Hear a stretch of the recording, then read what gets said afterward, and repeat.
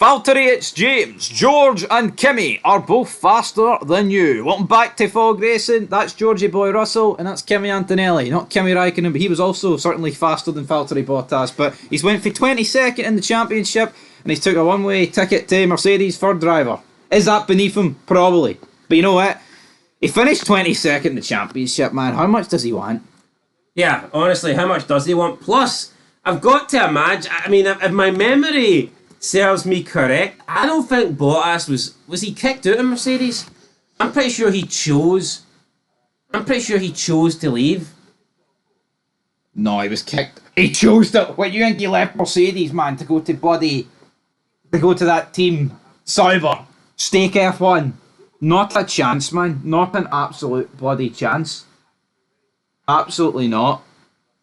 No, I'm not having that. That's unacceptable. That's even more unacceptable. No, George Russell got chosen. I mean, you remember in the 2021 season, Bottas had a shiter.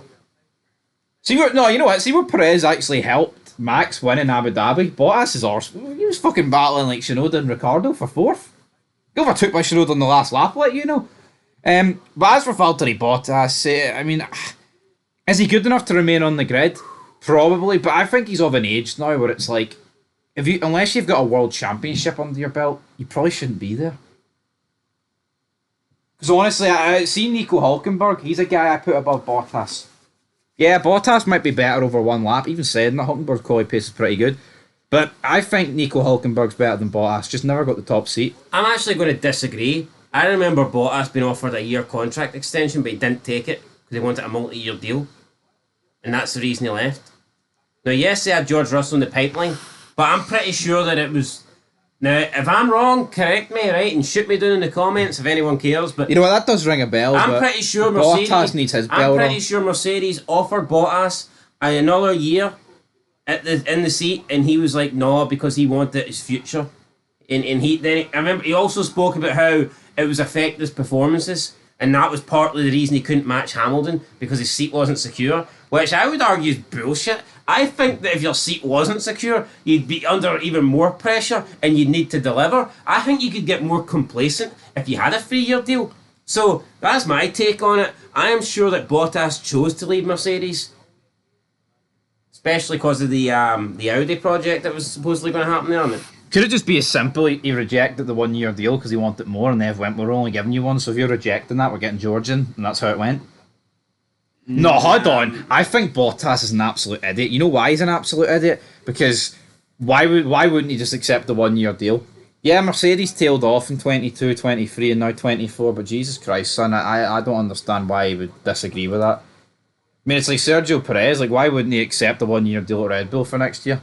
And even though he got put out of it, but, I mean, it is what it is at the end of the day. Mercedes get rid of him, they've got him back. I wouldn't be surprised if Antonelli flops and they stick Bottas in, like halfway through the season. Would you? What I would say is, Guy's right, 17. What I would say is, I don't think Bottas is a bad option to have, and you know what? Could this be Mercedes' plan? Could they be going, right, we're hoping that Antonelli is going to be the next wonder kid, but just in case he's not, it is good for us to have someone like Bottas available to bring in. Yep. Maybe Antonelli, it might be too soon for him.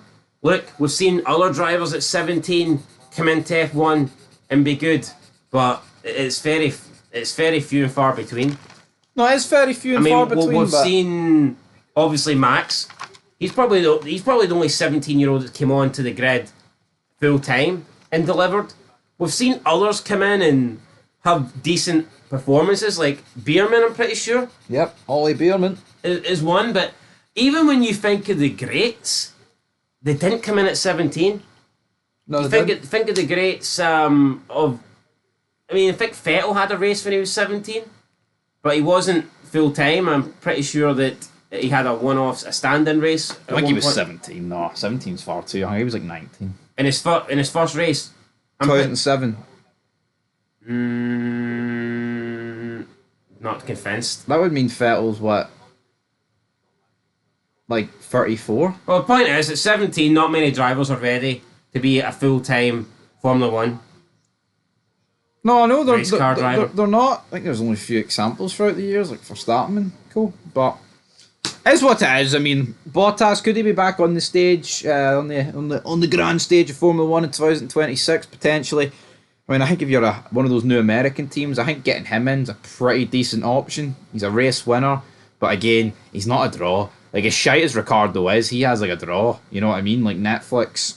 Bottas is better than Ricardo. No, he is, but let's be honest. I feel like the American teams want the flashy driver. Bottas, I'm sorry to say it, folks, he's a boring bastard. Now, He's not quite Kimmy when it comes to the would boring. you say Bottas overall in his career is better than Ricardo, or would you say just now? I would say just now. I think Ricardo at his peak was better than Bottas.